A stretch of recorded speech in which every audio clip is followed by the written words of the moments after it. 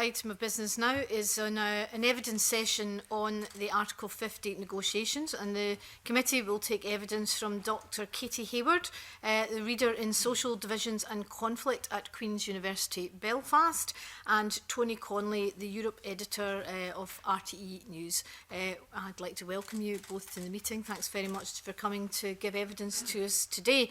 And of course your evidence session is particularly timely given events in Westminster this week. Since the vote this week on the Westminster Amendment, Donald Tusk has reiterated his earlier comments that the backstop is part of the withdrawal agreement and the withdrawal agreement is not open for renegotiation. And we've had other comments of a similar nature from other European leaders. The message coming out of the UK is that there is a possibility of negotiations. And I wondered what your views were on that and whether you thought that this was a matter of someone blinking first. Tony Connelly. Thank you very much, Chair, and thanks for the invitation. People in Brussels have been watching this process very closely, and the vote was followed very quickly, I think, by what seemed to be a very coordinated response from the European Union. There had been contacts throughout the day, similar to the meaningful vote a few weeks back, and that was to send out a very clear signal that the withdrawal agreement was not going to be reopened. There was scope for some movement on the political declaration, and a request for an extension to Article 50 would be favourably received. So that was the key message from Donald Tusk, and that was carefully prepared. And I think the feeling is that, again, there's a mismatch between the interpretation of what happened in Westminster and the interpretation in Brussels, and the idea that the vote on the Brady Amendment gave Theresa May a mandate is contested in Brussels because they think that the amendment is vague. It doesn't spell out what these alternative arrangements on the Irish border would be. So it has allowed different constituencies within the House of Commons to interpret the amendment to their own ends. And so therefore they don't see it as a precise mandate or a stable mandate. And of course the message from the EU going back to when they concluded the withdrawal agreement was that there's no point in us taking the risk of going in to renegotiate or open up the withdrawal agreement if it's simply going to falter in the House of Commons. And that in turn would then open us up to further requests for renegotiation. So they're only ever going to consider something that they are sure will get a clear mandate in the House of Commons, and they just feel that this amendment doesn't deliver that, and that it will be kind of picked over by the different groups in the House of Commons, and that would be the view of the Irish government as well. Right. Thank you very much. Dr Hayward, you may not have had the opportunity because you've been travelling to hear the interview with Jeremy Hunt this morning on the Today programme, and he said that the UK government is going to be focusing on proposing two things to the EU. One of them is demonstrating unconditional support for the Good Friday Agreement, and also a promise that the UK will not use the border as a backdoor into the internal market. What do you think the chances are of them convincing the EU of that? It's good to hear. Thank you for allowing me to appear before you today. It's good to hear Jeremy Hunt emphasising the Good Friday Belfast Agreement, because of course that's why we have the protocol in the first place. And the dual commitment of avoiding a hard border and protecting the Good Friday Agreement has been there at the very beginning. And it's also good to hear that because we haven't heard much mention of the Good Friday Agreement in the debates in the House of Commons with regards to the backstop in particular. A core focus of the debate has been around the question of unilateral withdrawal and a time limit, of course. The question is, what backstop are they particularly focusing on? So there are two sides to this, two elements to the backstop, of course. The protocol in its fullness protects the Good Friday Agreement, maintaining the conditions for North-South cooperation. But then how is that done? We have the all UK arrangements in relation to customs being part of the single customs territory, and then the second element is the Northern Ireland specific arrangements. And I think from the question of where we go forward, or what Theresa May might be in particular keen to get from these, I wouldn't call them negotiations, but from her request to the EU, what particular aspect of the backstop is she looking at? Is it all UK, or is it the Northern Ireland specific arrangements? And of course, if it relates to the all UK, then that has knock-on effects for East-West relationships, so movements between GB and Northern Ireland. And that too would raise concerns from businesses, in particular in Northern Ireland, about the implications for the movement of goods east-west. So I think there's a complexity in the backstop, the layers of the backstop, that is completely overlooked in a lot of the coverage of the debate, which tends to focus on trade and the UK's capacity to have free trade deals in the future. Thanks very much. And my third point is that, since the vote on the amendment earlier this week, there's been a return to a lot of talk of technological solutions. And Mrs May, in July last year, I believe it was, in Belfast, said no technological solution to address these issues has been designed yet or implemented anywhere in the world. To your knowledge, has there been any advance in technology since last July that would make a solution based on technology now on the table, so to speak? Do you want me to take that? Yeah, sure. So technology is used to facilitate customs in particular. And if you look at a lot of the evidence put forward in relation to how technology and technological solutions might help in relation to the movement of goods on the island of Ireland, it's very much about making those customs declarations and ensuring that process of customs facilitation is as smooth as possible. What technology can't do is look inside the goods that are crossing the border, look inside the vans, etc., to tell what's in it. There are processes for scanning goods, but they do not relate to the actual quality or the nature of those products inside a van, for example. So when it comes to the real challenge of facilitating movement of goods across the Irish border, technology fails at the first hurdle. Not least because it requires physical infrastructure.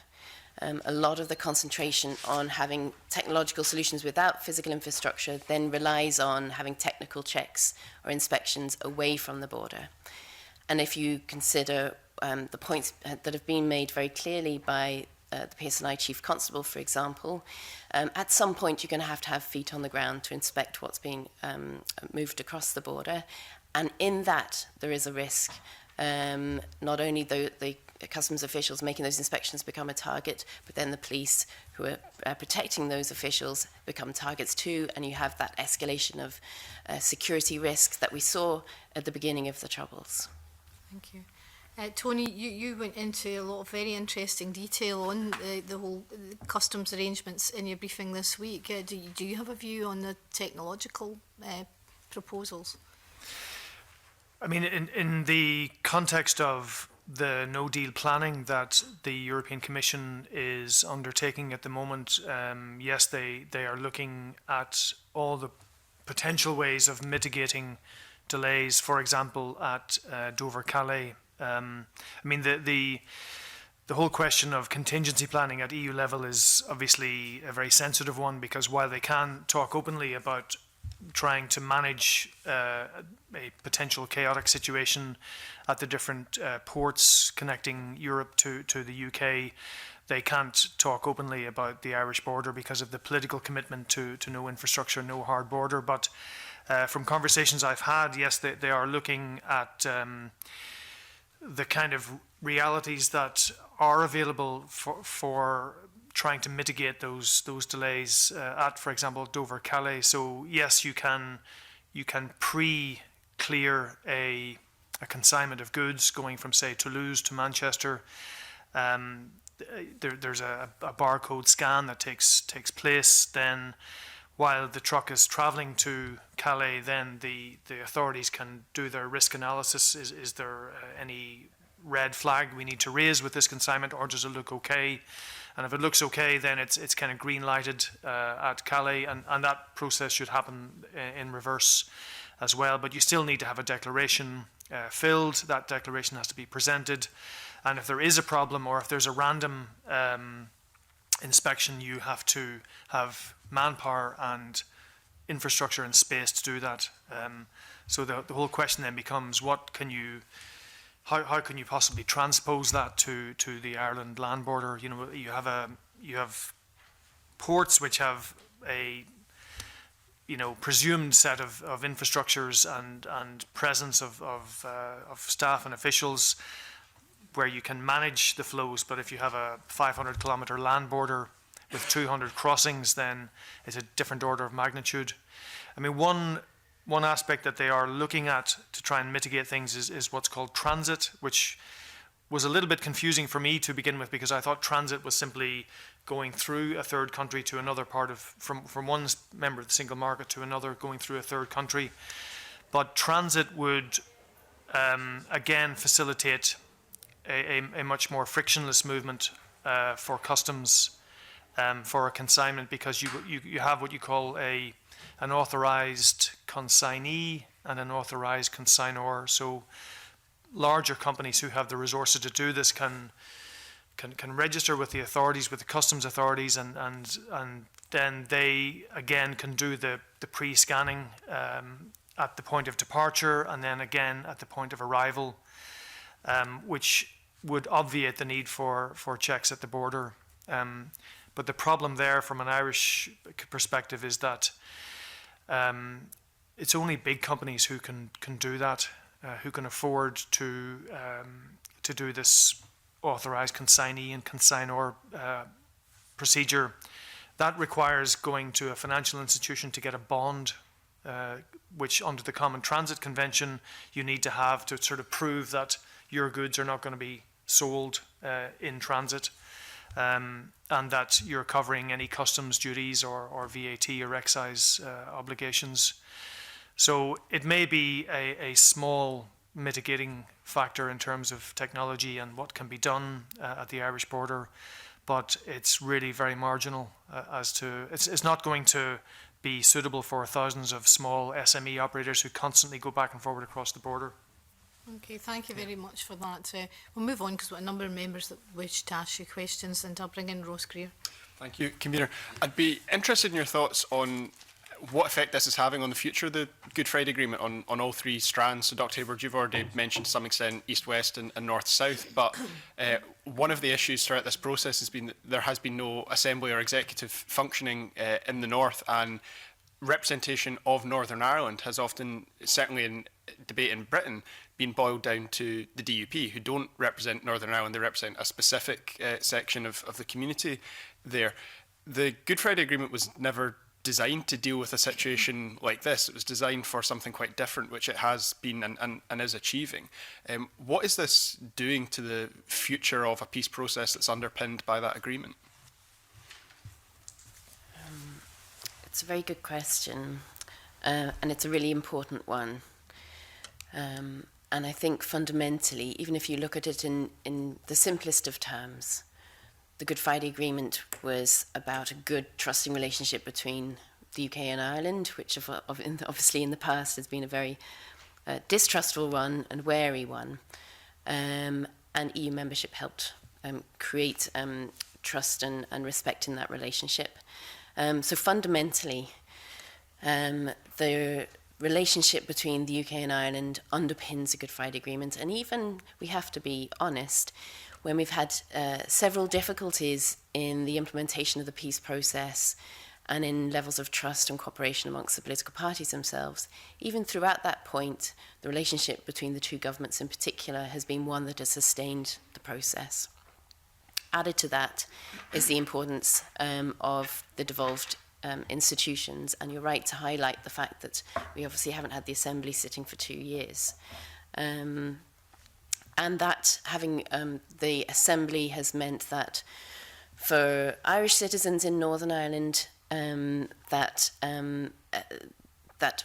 being part of the UK has been something that for most people, they've been able to feel comfortable in and confident in through representation through those devolved arrangements.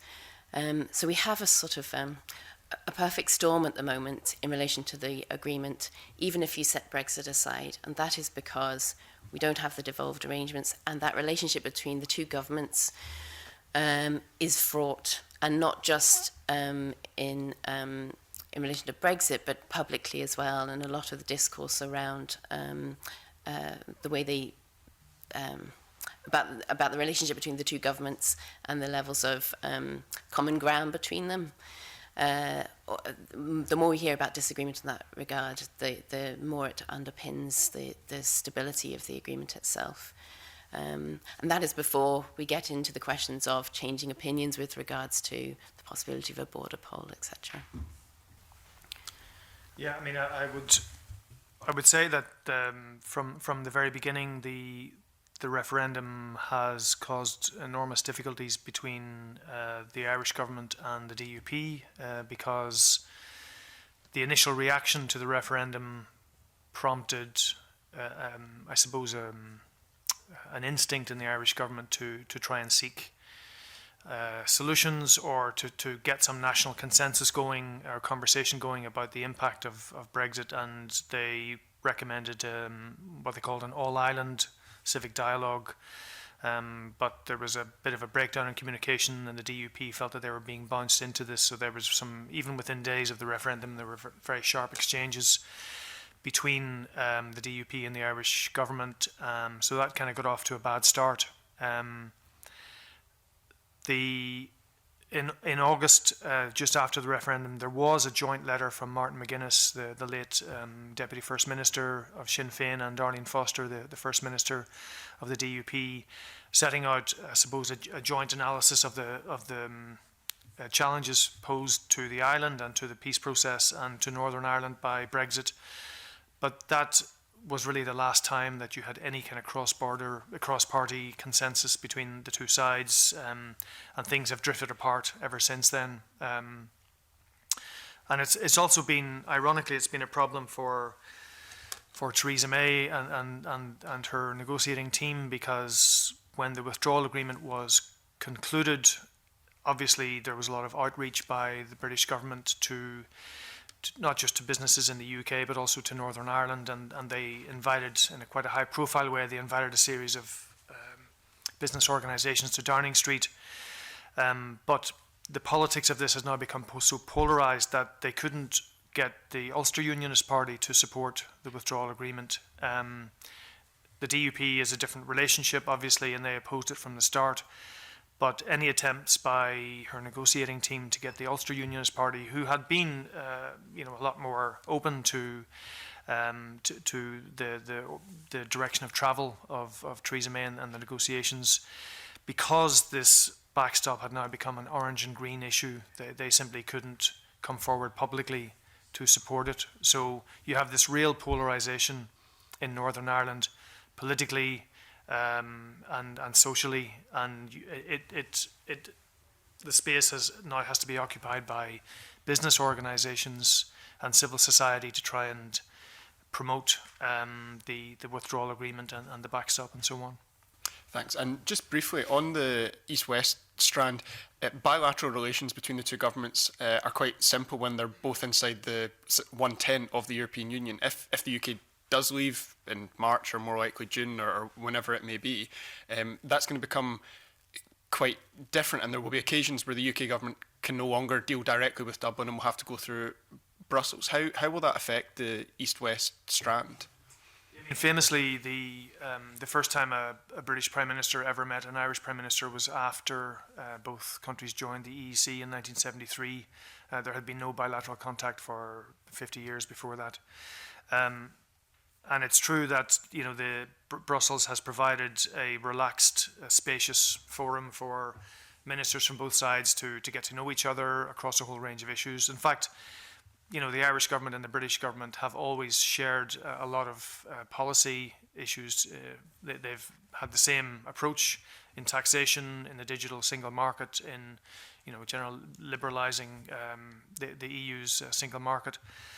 So that has been a loss to the Irish government. I think the withdrawal agreement, if I'm not mistaken, does provide for a more structured contact between both sides if the backstop comes into effect, to make sure that that dialogue is facilitated. And of course there is a joint committee, an overarching joint committee envisaged in the withdrawal agreement between the two sides, the UK and the EU, and there will be the potential for Northern Ireland ministers or officials to get involved in specialised committees to have some kind of, ownership of the way the backstop is being handled. In relation to bilaterals, so you'll know about the mapping exercise that was done for North-South cooperation, identifying 142 and then 156 areas. And there was concern that they would not be able to be sustained after Brexit. So anyway, they've been looked at in detail and they've identified which areas can be supported bilaterally. So there is an element, particularly relating to the common travel area, that is actually cranking up the bilateral relationship between the two at the moment, formalising in law things that have been previously dependent on common EU membership or based on informal arrangements. So we could expect, looking at Strand 3 in the British Irish Council and British Irish Intergovernmental Conference, that actually they will have quite a lot of substantive detail now to relate to each other on with regards to the common travel area and then things such as reciprocal healthcare arrangements, etc. Thank you. Thank you very much. We'll have Annabelle Ewing followed by Tavish Scott. Thank you, Convener. Good morning, and thank you for coming to our committee. A couple of issues. I was looking at the document the clerks of the committee helpfully provided to us for today's meeting, and it's the UK government's document of the 9th of January on commitments to Northern Ireland and its integral place in the UK. So they remind us that the UK government, that the principles of the joint report, so dating back to December 2017, have been endorsed overwhelmingly by the UK Parliament and enshrined in the EU Withdrawal Act 2018. And of course, in the joint report, it was recognised that arrangements would be required to avoid a hard border. And then the withdrawal agreement itself then looked at what that should look like and came up with the backstop. And in terms of paragraph 43 of the joint report, it states at the end, the UK also recognises its commitment to the avoidance of a hard border, including any physical infrastructure or related checks and controls. So that's the joint report, and the joint report is enshrined in the UK's legislation thus far. And in the UK's legislation, they say that ministers, when exercising powers under the Withdrawal Act, must have regard to the joint report. So my question really then is, sorry, I'm a lawyer by trade, so I can't help myself, but my question is, this is something that, there's so much going on, but, the UK government has legislated to enshrine the principle that there should be no hard border. So leaving to one side all the things that are going on at the EU level, at a domestic level, I mean, they would need to surely amend this legislation, because this legislation says that there'll be no hard border. Irrespective of what the Commission says or what's going on in Brussels, this is what the UK Parliament has said. Or am I misunderstanding something with your detailed knowledge of the intricacies of this on a day-to-day basis? How does this sit with what's going on at the moment? Yeah, I mean, I think that's a very well spotted point that you make. I mean, we're only guessing, I think, at the moment at what these alternative arrangements that the Brady Amendment refers to are. We heard, as you said, we heard Jeremy Hunt this morning on the Today programme talking about, the UK committing to the Good Friday Agreement and protecting the single market. But you can also see from briefings and from what Theresa May said in the House of Commons that they are looking again at technology. Now, there's always been a bit of a belief, I think, among people like David Davis that you can avoid a hard border but still have infrastructure, just don't have the infrastructure at the border, have the checks away from the border. So that may be what how they're going to try and thread their way through this. But as Katie said, you know, the backstop and the Irish protocol are not simply about a specific set of physical checks for customs. They are about a whole range of other things that need protection if you're going to protect North-South cooperation, what they call the achievements, benefits and commitments of the Good Friday Agreement, which are a much more conceptual, abstract set of achievements and potentials, you know, going into the future. So it's hard to see that technology is going to be the answer. I mean, I think you're going to get that, and that's what the EU is going to say, and the Irish government is going to say, look, the withdrawal agreement commits us, and the political declaration commits us to looking for and exploring and exhausting technological solutions, but they don't exist yet, and because they don't exist yet, then we have this insurance policy of the backstop underneath. Dr. Hayward, have any comments? Yes, and you're right to note that, and also the fact that I think there's a House of Lords amendment that really emphasised in the UK's Withdrawal Act the importance of avoiding a hard border. The question is how you define that. And even in what's in the Withdrawal Act and the protocol in particular about addressing unique circumstances, maintaining the necessary conditions for continued North-South cooperation, avoiding a hard border, protecting the agreement, there is a lack of clear definition, and that's partly because you know, what does it mean to avoid a hard border? And I think we've had a year now in which you've seen differences between the UK and the EU as to what they understand a hard border to mean. I would argue that very clearly, if you go to the Irish border region in particular, they would tell you what a hard border means. That's not least because they obviously experienced a hard border very, very much so in the past, but also I think for many people, the connection between those checks and controls and the peace process is something that's very much tightly made in people's minds, and that's one thing to bear in mind. So what we have in the protocol is an interpretation of those principles to avoid a hard border, protect the agreement, that is very much based in law. Now, it's not saying that it is the backup solution. So it is saying that this isn't where they ideally want to fall. They would hope there'll be alternative arrangements as based through the future UK-EU relationship, and they will consider those. This is why you'd need the transition period to be able to consider those alternative arrangements. But I think we must acknowledge that there are certain things about avoiding a hard border and protecting the agreement that cannot be addressed technologically. So, for example, a significant portion of trade across the border is in agri-food. And you can't have technological solutions for dealing with that particular issue. So, for example, entering animals for breeding or for slaughter into the single market requires that they go through a border inspection post.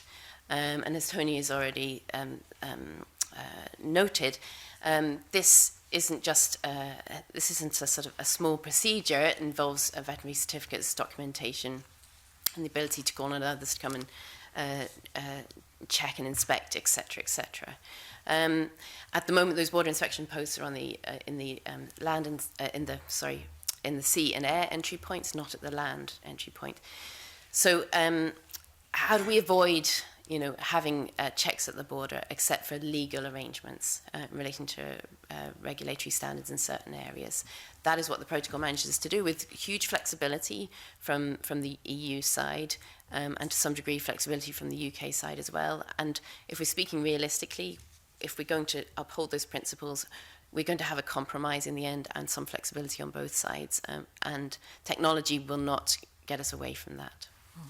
Thank you for that, and I do appreciate that. Obviously, I mean, the issues of the border checks are just one element of many, and of course many important elements pertaining to the Good Friday Agreement. I mean, I would have thought the language, hard border physical infrastructure, but it's the language or related checks and controls is where they're going to have a problem in not adhering to what they've just passed in the UK Parliament in May last year.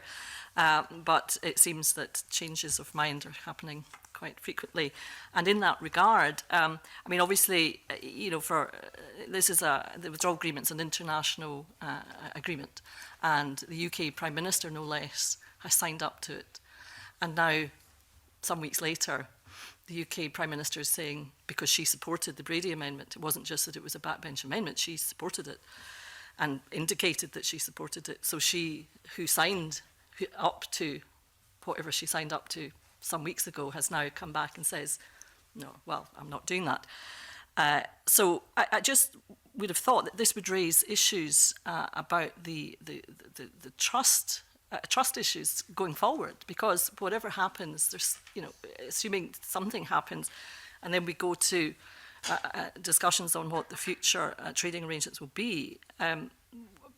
Where's the trust going to be in somebody who signs up to an agreement, and the other parties to that agreement take that in good faith, and then she comes back and says, no, I didn't really mean that.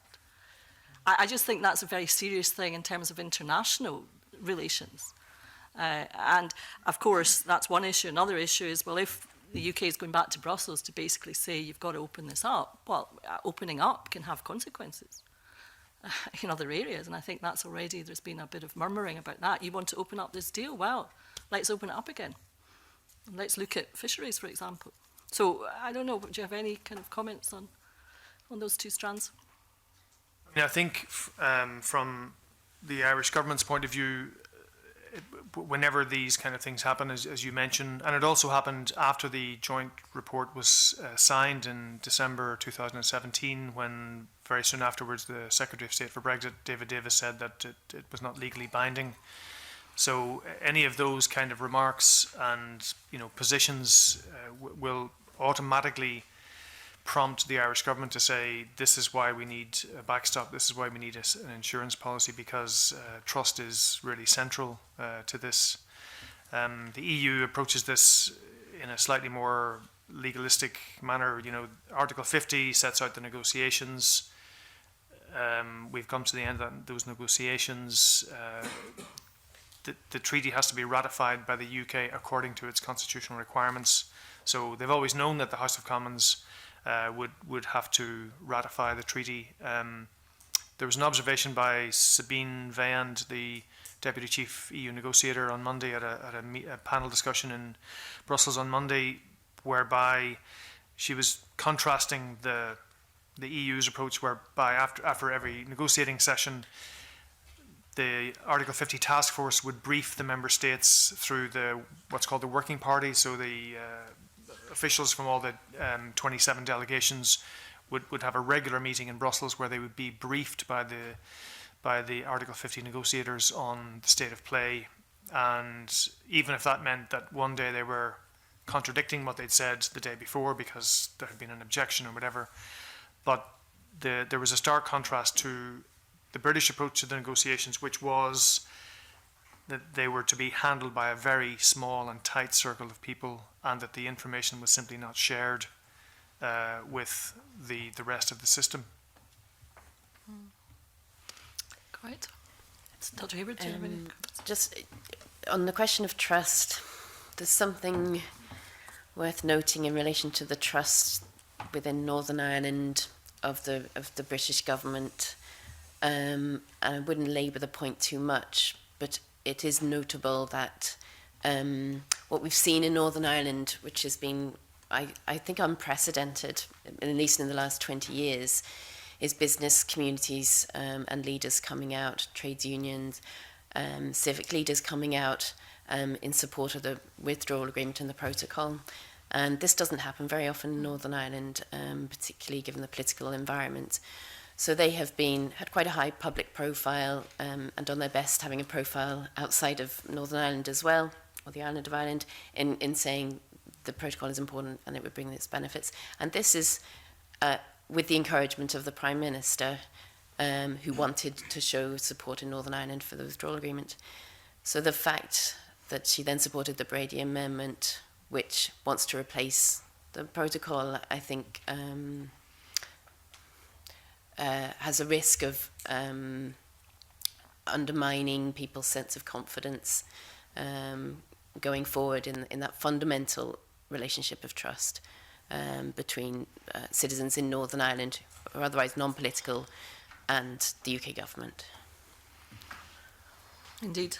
Other every issue involves many, many other issues, all very, very important. Thank you for that. Thank you very much. Tavish Scott.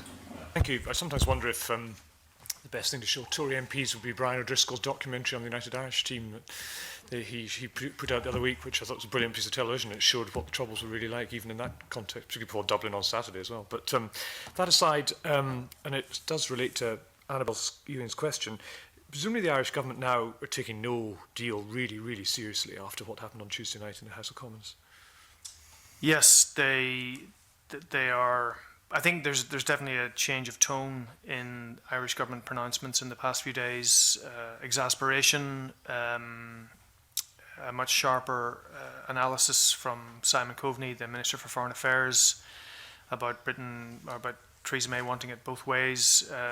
So the question of no deal planning is distinctly sensitive for the Irish government. Because, you know, it's on the one hand you have what you do on the border, on the other hand you have this huge exposure of the Irish economy and particular sectors of the economy to the UK market, and what that will mean. So the government has been publishing contingency plans, they've been hiring extra customs officials. Again, the same vulnerability that you get in the UK politically, where people challenge whether or not the government is properly prepared. I mean, those same vulnerabilities exist in the Irish system. But again, they were caught, I think, last week, in a sense, when the issue of the Irish border and no deal came up, and the government was forced on the defensive a little bit about not planning for a hard border, and yet the European Commission seeming to contradict that by saying there would have to be checks on the Irish border. In the event of no deal, so that has been a difficult week for the government. And have they managed to resolve that, do you think, in terms of squaring the lines between Brussels and Dublin? They did their best. I mean, it's still. I think the problem there was that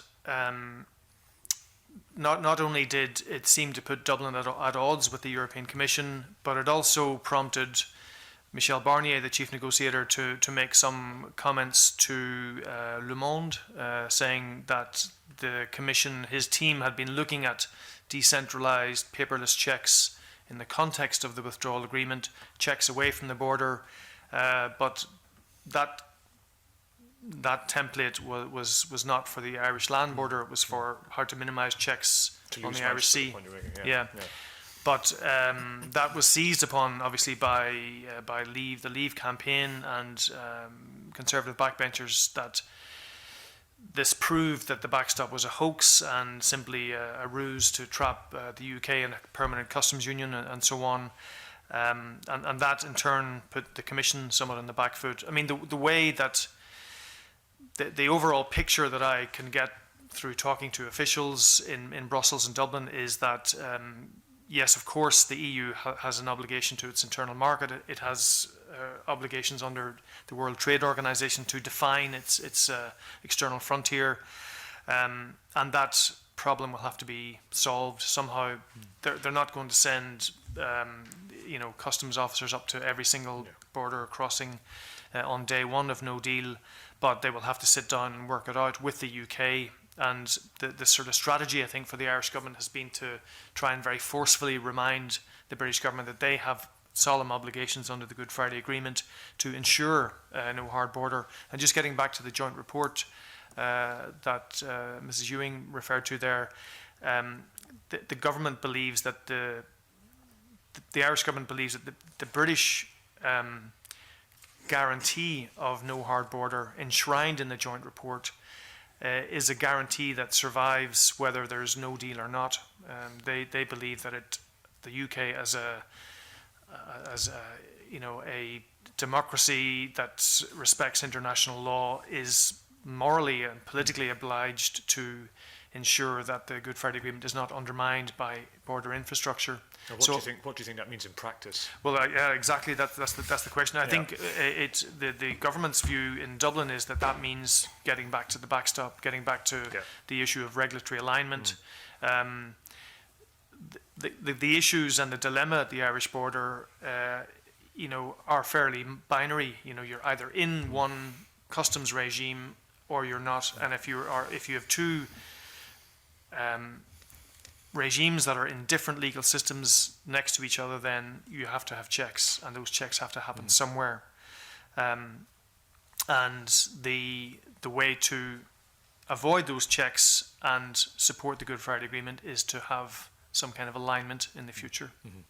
And just in the context of your discussions with contacts in the Brussels machinery, do you think the as I think you said earlier on, the very clear and carefully coordinated responses that were made straight after what happened the other night in Westminster will absolutely hold now over the next month, whatever the heck we can all guess of what might happen over the next month in the Commons and so on and so forth? I mean, I noticed the Prime Minister's not on a plane to Brussels today. She's meeting backbenchers, which seem to be far more important to her than actually talking to you know, the Irish Prime Minister or any other leader. And so presumably Europe will absolutely hold a line now. So it's either no deal or the agreement that's already been reached. And there'll be some language. You can have as much language as you like in political agreements, but there'll be no change to the withdrawal agreement, will there? Yeah, I mean, you would have to say on the basis of the signals so far and on the basis of 2 years of fairly unrelenting solidarity with Ireland, that will not really change. Okay. But that's not to say that member states are not worried about a no deal situation, and that questions are being raised, and that perhaps private conversations are being had. You know, how can we get out of this? We all want to avoid no deal. Is there anything that can be done? The problem is you always get back to this issue of what the EU could, you know, how far the EU could push the envelope in a way that does not leave them exposed if that concession is then rejected again by the more hardline elements within the British side. I mean, there are reports that you know, there would be no pressure put on Ireland, but maybe Leo Varadkar, the Taoiseach, would take some step himself to get everybody out of the mess. But again, because things are so binary, it's hard to see what step he could take. He could talk about a review clause. He could say, well, we can have perhaps some legally binding codicil or protocol which says we promise to look at technology when it becomes available, but you know, you're still going to have this underlying, you know, sort of safety net, or the first rung, the backstop, exactly, So. Yeah, okay, thank you. Sorry, Dr. Haber, I didn't give you a chance to. Have you got anything you want to add? On the no deal hard border issue, it's because I think it's clear there isn't planning for the hard border at the moment in relation to no deal. So we've seen what the UK government has been putting out in technical notices. Many of them say, look to the Irish government. For Northern Irish businesses, it's still undefined for them. The Irish government are contingency planning, but as Tony said, not in relation to the border. And the EU, a lot of contingency planning, but not specifically in relation to the border. And I think the EU would, you know, work closely with Ireland if and when it comes to that point, to not put them under undue pressure. But at the same time, of course, there is a recognition that checks and controls will be necessary if we have a no-deal situation, and to leave that sort of wide swinging gate into the single market and indeed into the UK cannot be a situation that would last for long.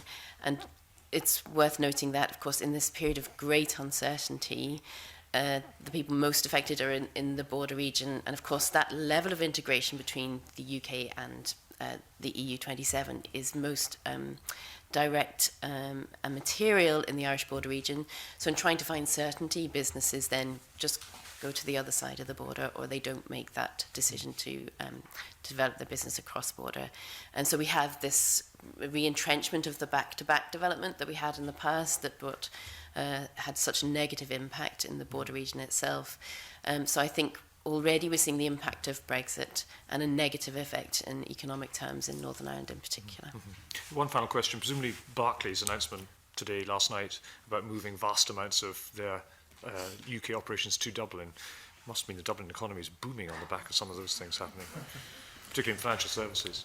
Yeah, I mean, I don't think it has been the stampede that perhaps some people expected to be. I mean, certain sectors have followed a pathway, or companies that already had a presence in Yeah. Dublin simply expanded them. Expanded, yeah. I mean, there are obviously well-documented infrastructural and housing, limitations in Dublin that they're trying to sort out. Yeah, there is a potential upside there, of course. Okay, thank you very much. Thank you. Thank you very much. Neil Findlay. Sorry, I missed part of your contribution. In terms of the position in the Irish Parliament, is there absolute unity in the Irish Parliament on this? In terms of the Prime Minister's position? Yeah, I mean, I think Taoiseach's position. Yeah, I think there is universal support in the Irish Parliament and political system for the government's position on the backstop. There is resistance and criticism on no deal planning, which you would expect from the opposition, but there is a very strong support across the board, and that obviously poses a risk, and it keeps pressure on the Taoiseach to not to at all step back from the Irish red lines. So I mean, Theresa May is not the only leader who has those considerations. It can't be excluded that if we do get into a no-deal situation and there are tariffs and if there is enormous disruption to agri-food trade, that you might not get a groundswell of questioning about why the Irish government was so devoted to the Northern question for so long, why we've ended up in this situation. I don't think you can exclude that. But politically, for the moment, the government's priorities have been broadly supported, I'd say. And just in terms of the, I haven't looked at this, so but in terms of the sort of dynamics in the Dáil, if he was to roll back from any of that position, does that put the government under very significant pressure in terms of the future of the government, or do they have the majority that they can just charge on? Well, they're in a minority administration, confidence and supply, and they, I mean, they are under pressure, not to step back from the decision. Suppose, and their coalition partners, are they more robust in saying that you cannot step back for this red line, or are they, pretty much in the same position? I think it's been difficult for Fianna Fáil, the coalition partners, to find its true position on this, in a sense, because it's instinctive for them to try and challenge the government at every point. And they did appoint a new spokesperson on Brexit, Lisa Chambers, who has taken quite an assertive line against the government in its bilateral relations with the UK. She's made a consistent critique of the Taoiseach, who to say that they should have had more of an outreach to the UK, that the backstop arrangements unnecessarily alienated backbenchers and alienated the Eurosceptic constituency, and that there should have been more outreach and so on. But that line of attack has I think kind of run out a little bit, and at the moment everyone is fixated on avoiding no deal, but also ensuring that the government holds its line on the backstop. Okay. Do you want to add anything, or is that fine? No, that's okay. In terms of the Assembly not being sitting at the moment, what impact has that had?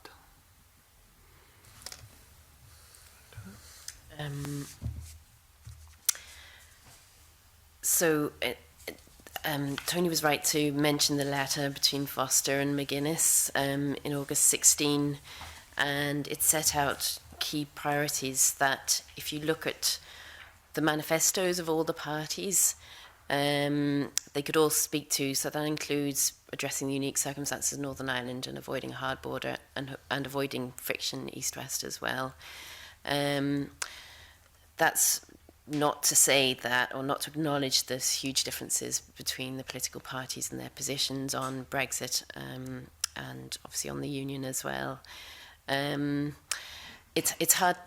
Fundamentally, the difference made by not having an assembly is that we haven't had committees, for example, considering these issues.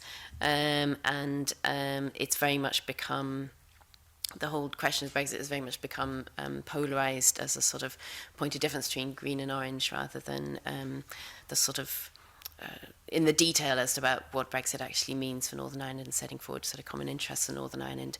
So in the absence of the Assembly sitting, we have seen, again, some extraordinary levels of cooperation between political parties. So the so-called Remain parties, Sinn Féin, the SDLP, Alliance and Greens, coming out with joint statements several times. Now that really hasn't been noticed much elsewhere, but actually it's really significant, raising concerns and then offering support for the protocol.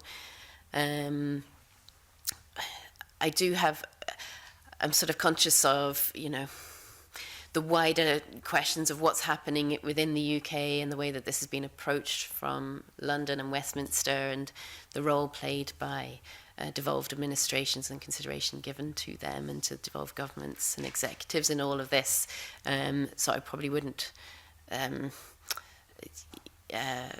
So I'm conscious that, maybe it wouldn't have made all that much difference. Primarily, it's about the difference it makes within Northern Ireland, I think. There's a bit of trepidation in asking this. So the role of the people in the north on this, politicians have the arrogant kind of belief that the Parliament is the voice of the people at times, but you're kind of alluding to the fact that people have not been excluded, or have they been excluded from their voice being heard because the Assembly's not sitting? Because if what you're saying is, well, it didn't really matter whether the Assembly sat or not, then maybe we wonder why we're all here. No, I'm not saying that at all. I think it's important. I think looking back over the past couple of years and the way it's been approached, and most particularly the dynamics post the election, in 2017, I think it's focused attention on Westminster in particular, and what happens in the House of Commons in particular, and about arithmetic in Parliament, that perhaps has surprised some of us. Now, it would have, I think fundamentally for the Good Friday Agreement, and for a sense of leadership and common purpose within Northern Ireland, it would have been just, far better, of course, to have the Assembly up and running, because, we can't separate now the risks and the uncertainty and noting what's happening amongst dissident Republicans, etc. I mean, that's been very much exacerbated by not having the Assembly sitting, and by the sort of the sense of uncertainty about that, and whether it will get up and running soon at all. So all of these things get into a sort of a maelstrom of uncertainty that undermine people's sense of confidence more broadly in the peace process. The final thing I would ask is just in sense in the role of the DUP amongst public. What is the perception of their role? I mean, I was mentioning before we went into session, Sammy Wilson saying people go to the chip shop if there's no food, just bizarre statements, but some of the language and rhetoric that they've been coming away with is, I find it really frightening. But how is that reflected in amongst their constituency? So that the DUP's approach, they're confident in their support base. And most particularly if they see a threat to the union, then, and if they identify that threat, and if they have a platform or position based on a sense that that threat is real and vital, then they will continue to have unequivocal support from their traditional support base. And we ought to recognise, of course, the Ulster Unionist Party as well, which did campaign to remain, but has come out, as was mentioned earlier, against the withdrawal agreement, or with serious concerns about the withdrawal agreement.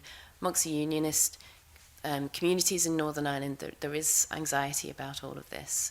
And the DUP are quite confident that their position is one that would garner support amongst their traditional supporters. Worth noting where many of them are, which is not, some obviously in the border region, majority not in the border region. Okay, thanks. Thanks very much, Stuart McMillan. Thank you, Convener. Good morning, panel. Mr Connelly, you mentioned Sabina waned earlier on in your comments, and there were there's 3 comments I'd like to just put on the record, and that was, one was from Sabina, which she said that there is no negotiation between the UK and the EU, that's finished. The Dutch Prime Minister, Mark Rutte, stated that given that the whole set of circumstances, the present deal is the only deal on the table. And the Guy Verhofstadt said that the backstop is needed because of the UK red lines. But these 3 quotes, I think, are extremely strong. And bearing in mind, also, I'm an SNP member, and my party are in disagreement with the proposed withdrawal agreement. But these 3 statements are very clear. Is there any way? Do you have any thoughts in terms of any way that the UK Prime Minister can actually get herself out of this chaotic situation that she herself has actually created? I think it's going to be very difficult for her to avoid another scenario where the headlines the next day are humiliation and rejection and so on. And I think she has potentially set herself up for that. The view in Brussels is that because of the way she has manoeuvred the withdrawal agreement through the House of Commons to this position where she thought she could try and get a mandate for to look at the backstop again, is that she has essentially become a hostage to both the DUP and the European Research Group. So that means she's going to have a maximalist approach to any changes to the backstop or legal protocols that would be added, and that in turn is going to face a lot of resistance at EU level. I mean, as I said before, I think the instinct in Brussels and among the member states, and you did have that very coordinated response, is to let the kind of shock of that response filter into the UK system, and to sit tight for a while. Again, say to Theresa May, well, we're waiting for your proposals, the ball is in your court, etc., and then see what she can bring forward. There's no doubt at all that there is a strong concern about a no-deal Brexit. That's worth emphasising. And if there are creative solutions that will get everybody out of this predicament, then of course they will be explored. But again, you get back to this problem of the binary nature of Britain's exit and what that means for the Irish border, and the kind of mixed interpretations of what the Brady Amendment are. That to me, that would suggest that there's very, very little room for manoeuvre or for a happy ending to this particular gambit. Dr. Hayward? I think it's very very, very unlikely that, in fact, almost impossible that they will look again at the Northern Ireland specific arrangements. Because, as is noted in the unilateral commitments paper of the government, it's really a domestic question as to how you avoid any possible friction then east-west. Notably, the draft withdrawal agreement, the draft backstop that we saw from early last year has those Northern Ireland specific arrangements quite clear in that. So what has changed is the UK-wide single customs, the UK-EU single customs territory, which was a huge achievement on the part of the British negotiators, because for many, the message from Brussels up to that point was significant resistance to such a thing, because it gives the UK quota-free, tariff-free access to participation effectively in the customs union with no financial obligations, and it's a remarkable achievement. If we were to see any tweaking of the withdrawal agreement, it would be, I would expect it to come in relation to that, and as I mentioned before, then that has knock-on effects for East-West. Worth noting, if that was possibly to come back into question, that's not something that then the Prime Minister could come back to Parliament with something, done and dusted by the 13th of February, or I'd be very surprised if she could do that, because that would be substantive change. So I think your two answers kind of lead on to the second area, my second question. And it follows on from Annabelle Ewing's questions regarding the issue of trust. And now the backdrop of this whole situation, this whole kind of crisis situation, really, has not been pleasant by any manner of means. So you've got and obviously, as Annabelle was touching upon earlier regarding the joint report. That was published beginning of January, and then the situation from the vote on Tuesday night with the Brady Amendment.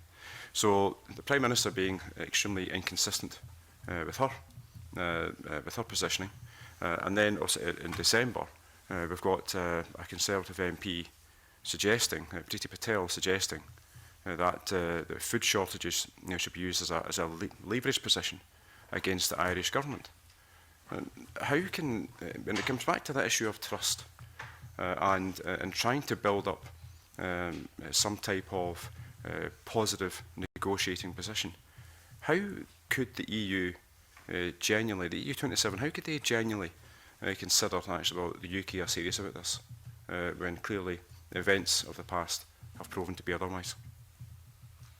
Yeah, I think it's a major issue, but my instinct is that Theresa May's options are so limited that she's entirely focused on doing whatever it takes to get the thing across the line in the House of Commons, the kind of win ugly metaphor with American football that has been mentioned, and that trust is of secondary importance there. I mean, I think she must have factored in that the EU is not going to deliver the kind of changes that she's looking for, and that there has to be a calculation that if she's not going to come back to the House of Commons until the 13th or 14th of February, at that point you have just 6 weeks left to the end of March, then the options on the table get even more stark. It's either her deal, or there's no Brexit, or it's no deal. The environment then could be, you could get a second push for an extension to Article 50, and that in turn alarms the Eurosceptics that they may lose Brexit, and they may in turn say, okay, well, we didn't get the changes to the backstop we need, but we're now confronted with perhaps delaying, even worse, losing Brexit, so we'll bite our lips and sign up to the withdrawal agreement. I think that's got to be a calculation by the government. So I think they have perhaps put the issue of trust to one side at the moment. So I'll just come back before I let you in, Dr. Hayward, just on that. But the issue of trust should be important, because this is only the first part of this UK-EU situation that is going to be there for some time to come. Yeah, absolutely. I mean, I don't disagree with you that trust is, sine qua non of any negotiations, and I think the point is lost in Westminster that the withdrawal agreement is just the start. The priority, or I suppose the predominant argument of Theresa May in terms of how the withdrawal agreement will be applied is that a free trade agreement will be done quickly and will obviate the need for the backstop. Whereas the EU's view is removing the backstop is not time limited, it's event limited. It will be governed by what's in the trade agreement, how close that alignment is, because the same dilemma is going to be there unless the UK is prepared to sign up to a very high alignment form of treaty. Then you're still going to have friction at the Irish border. And I think another point worth noting is that if the withdrawal agreement is approved, you're going to have a lot of legislation over time to give effect to the backstop, to give effect to any checks that might have to happen on goods going east-west. And at every turn, you're going to have potential guerrilla warfare in the House of Commons when all this legislation has to go through. So, again, that's yeah, you're right. Trust is going to be important. Yeah, Dr. Hayward. Yes, just 2 points. So I still have concerns that the backstop is considered to be the future relationship, that actually your point about this just being the divorce and the future trade negotiations are still to come, I think that's still missed, unfortunately, by many, especially in the coverage of the backstop. And an aside, but it's worth remembering just quite how long it took for the relationship of trust to build between the British and Irish. Firstly at the levels of officials, and then of course between politicians, and this is a process of, you know, a decades-long process.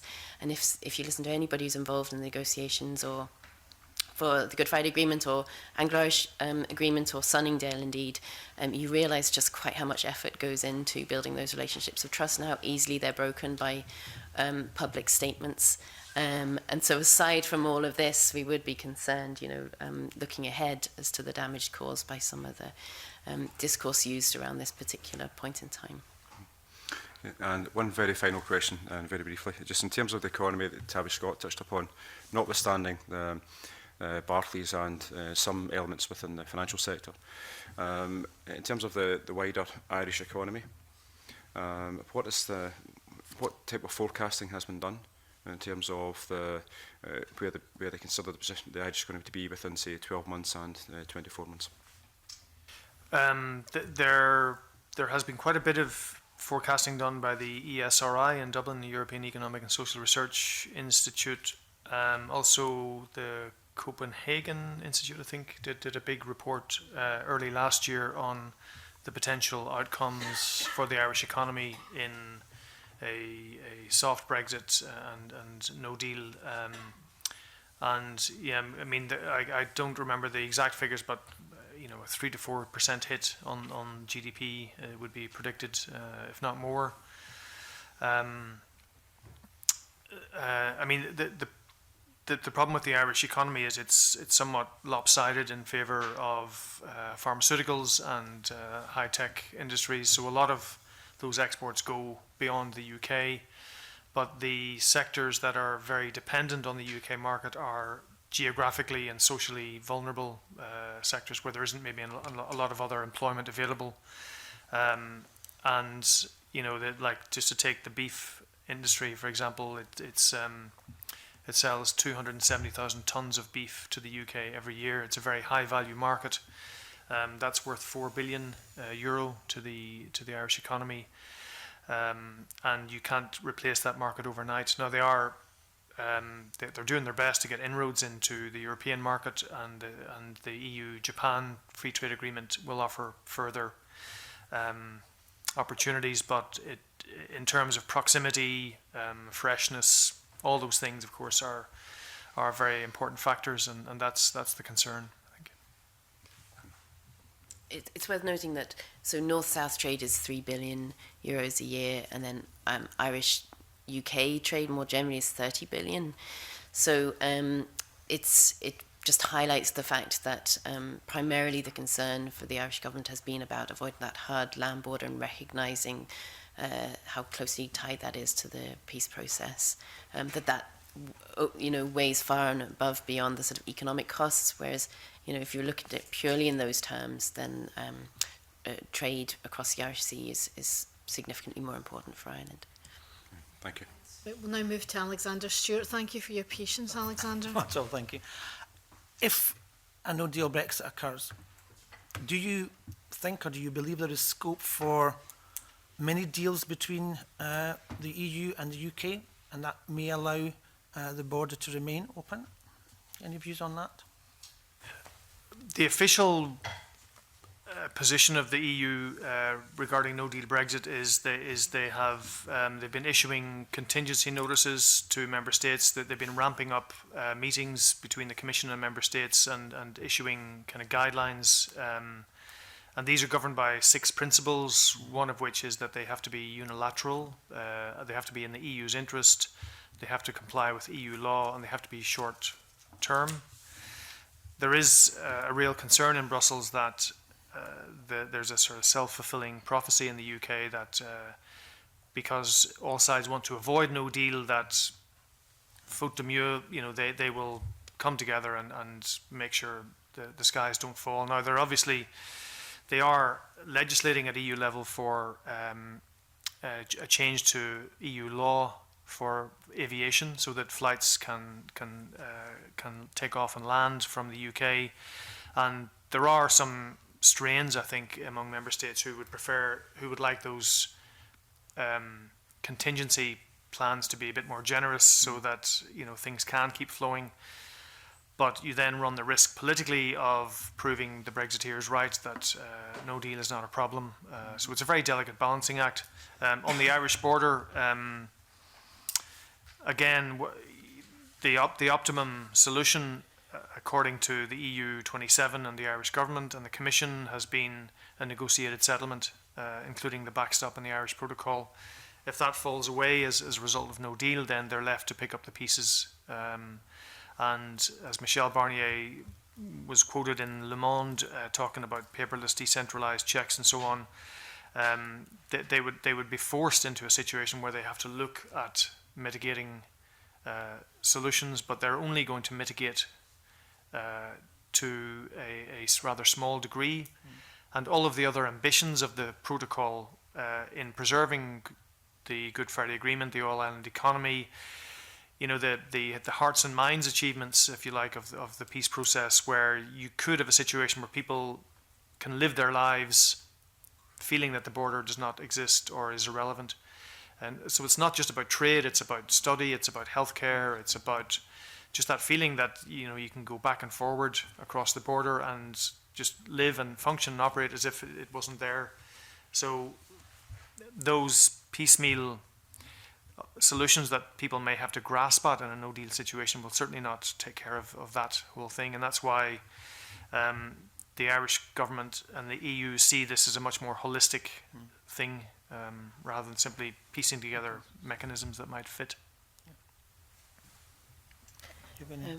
Yes, it is worth acknowledging that there has been significant progress made in relation to the common travel area and bilateral arrangements to try and ensure continuity and certainty for citizens, particularly frontier workers on the island of Ireland, bearing in mind that relates just to British and Irish citizens. So in relation to social security payments, for example, or indeed such things as a cross-border rail service, that the drivers' licences of the trains will continue to be recognised, so they can make progress on that. But of course, they can't do anything in relation to customs and trade. That can't be bilateral, because those competences are those of the EU, and most particularly the EU will be obliged under WTO rules to ensure that tariffs are paid and quotas would be applied according to their common external tariff. So that's what's going to happen at the Irish border after in a no-deal scenario. And back in January, Dr. Hayward, you said that if the UK leaves with no deal, the bare facts will be that Ireland will come under little effect, and the ripple effect would show profound uncertainty. So are you aware of there being any softening, or are you aware of the Irish government being put under any pressure by any of the EU member states to soften their view at the moment, at the present? I know we've heard some individuals have made some quite strong views, but that's just individuals. Yeah. No, Tony would be probably able to speak to this much better than me, but as far as I understand, there's been no pressure on Ireland in relation to softening its approach with regards to hard border. As the EU is, people like Juncker continually saying Ireland's border is the EU's border. This is a common concern. And more generally, the Irish peace process is something that the EU as well, including Barnier himself, feel a personal responsibility towards. So this isn't a matter of at the last minute then blinking and leaving Ireland exposed or forced into making concessions, because actually there's a point of principle in the EU, not just about sort of certainty in legal frameworks, but also about a small member state being respected and protected, and membership meaning something. I mean, as I would add to that, that there are other member states which have very specific concerns that are reflected in separate protocols in the withdrawal agreement, such as Cyprus and Spain. Yeah. And the question would have to be asked, if the EU were to suddenly abandon Ireland, you know, how would those countries feel? You know, I suppose the solidarity and the unity that has been there from the beginning is such that the first person to break ranks in that solidarity, for them the stakes are kind of quite high. And okay, the Polish foreign minister was quoted 2 weeks ago as proposing a 5-year limit on the backstop, and that echoed a previous Polish intervention in a General Affairs Council in July, where they said we may have to choose between no deal and Ireland, and is this right, kind of thing. Now, in July, that had the effect of stiffening the resolve of the other member states who at that meeting then, many member states who wouldn't have who hadn't intended speaking on the Irish question actually did, and talked about the importance of protecting the Irish position. And again, the same effect we saw 2 weeks ago. That being said, you know, countries also have to look at their own economies and voters and industries, and I've no doubt that questions will be asked. But whether it comes to pressure on Ireland, I think that's unlikely, just given the way it's been managed so far. But to round off my point, I think this is the situation that the Irish government has always feared and always wanted to avoid. You know, being, you know, holding the parcel when the music stops. Exactly. I think, yeah. Okay, thank you. Thank you very much. I was struck by the point that you made there, Dr. Hayward, about the obligation on the UK and Ireland to enforce WTO rules, and in your briefing, your weekly briefing, Tony, if I could just quote, I think this was an important point that you made. It's also the case that between 15 and 20% of the EU budget comes from duties collected on imported goods. If a country is in breach of its obligations, either in collecting that duty or ensuring the safety of products coming in, they are subject to ECJ court action and potential fines. I mean, do you think there's enough of an understanding of that post-no deal scenario by the UK? Well, I'm sure those who are involved in customs and so on would understand that very well in the UK. And just in that, on that note, the UK has been taken to the European Court of Justice for the flooding of the single market of billions of euro worth of undeclared Chinese clothing and footwear through Felixstowe, and that often is you know, a reference point to people who are talking about the importance of checks and controls between Ireland and the UK in the future. The question is as well, I think, you know, do member states, are they fully aware of this? Because there may be a temptation at Calais simply to wave the traffic through in a no-deal situation. And, you know, the question then is what happens? Member states operate the European Union's customs code, the Union Customs Code it's called. They're obliged to do so, but they're not EU officials doing that. It's French customs officers or Belgian customs officers, and the law says that they have to ensure an adequate level of control. So what does that mean in terms of discretion that they might have in the first week of no deal? It's hard to say, but that then becomes a bit of a political problem for the EU if they are going to suddenly start chasing countries for not making sure that they're collecting tariffs and duties and so on. Okay. Dr. Hayward? I think there's been a sort of, because we haven't really spelled out what no deal would mean, or we haven't heard it spelled out at the highest levels what no deal actually means, there is a sense that I hear a lot the idea that you could just decide not to enforce a border. And indeed, in the Better Deal document that seems to be the basis for the Malthouse Compromise, that's essentially sort of an agreement not to have a border. But of course it doesn't work that way. And if you are turning a blind eye, not only are you allowing things to come into the jurisdiction that could pose risk to consumers, etc., but also you're letting down businesses who are adding to the cost required to move goods across the border. So basically you're undermining legitimate businesses.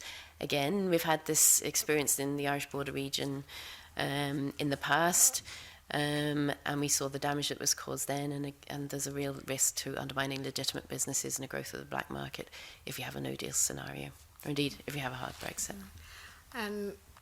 You were writing in the Irish Times recently about the Malt House proposal, and you said if this was a primary school project, it might be quite sweet to think that good intentions could substitute for international law and dispute resolution mechanisms. Do you want to say a little bit more about that? Yes, that was published this morning. So that was particularly looking at the Better Deal document, which purports to have offering the sort of the technological solutions and avoiding a hard border, and basically being an alternative to the protocol that we have in the withdrawal agreement as it stands. And put simply, it's not a document that in any way could be offered as a substitute to the protocol as we have it in the withdrawal agreement. And I think it's worth noting that actually, if you did implement it as it's suggesting, it would actually entail very significant checks and controls, including random checks and checks at and inspections at premises, etc., which is exactly the kind of thing that the protocol is trying to avoid, because of the security risks and the implications that basically means for perceptions of the British state and authorities within Northern Ireland. Okay, thank you very much. And just to finish off, to return to your briefing, Tony Connelly, you talk about the global implications of a no deal and abandoning the backstop, and you talk about the Irish-American lobby and quote Brian O'Dwyer, who was the Clinton White House attorney at the time of the Good Friday Agreement, and he said, "We are prepared to bring that same kind of pressure if a post-Brexit UK seeks a trade deal with the United States without keeping an open border between the two Irelands." So basically what you're saying is that, you know, abandoning the backstop, going for no deal, won't just have a profound implication on future trade relationships with the EU, it could actually affect future trade negotiations with the United States and around the world. Yeah, I think that reference was prompted by the developments last week when the European Commission spokesman said, yes, there would be a hard border in Ireland if there was a no deal, and it put the Irish government a little bit on the back foot.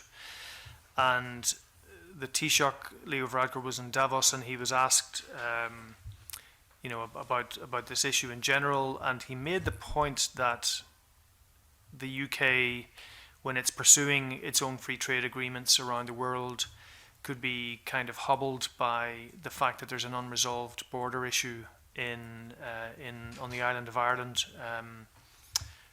He didn't reference the Irish-American question specifically, but I mean, I was just looked into it, and I think somebody drew my attention to that article, and the fact that the Irish-American lobby could take a position on this. It's hard to say in general, you know, given that we don't know what a future UK-US trade negotiation would look like, given the very different personalities involved, shall we say. But there is a belief that, you know, this could be a factor. One Irish official I spoke to talked about Georgia having trouble negotiating free trade agreements because of the disputed territories, South Ossetia and Abkhazia. This could be a similar problem for the UK. The problem, though, is that it would also be a problem for the EU when it's pursuing, its own free trade agreements. If part of its territory, if that's the right word, is contested or has some ambiguous trading loophole there. So again, it gets back to this question about, even in a no-deal situation, all sides are going to have to come together if they're going to re-establish and pick up the pieces and re-establish some kind of trading relationship. And the dilemma of the Irish border doesn't evaporate because of no deal. So. You're nodding, Dr. Hayward. Yeah, I couldn't add to You, that. you agree with that, so the stakes are very high. Well, can I thank you both for coming to give evidence to us today? It's been absolutely fascinating, and I shall now suspend the meeting. Thank you. And we will go into private session.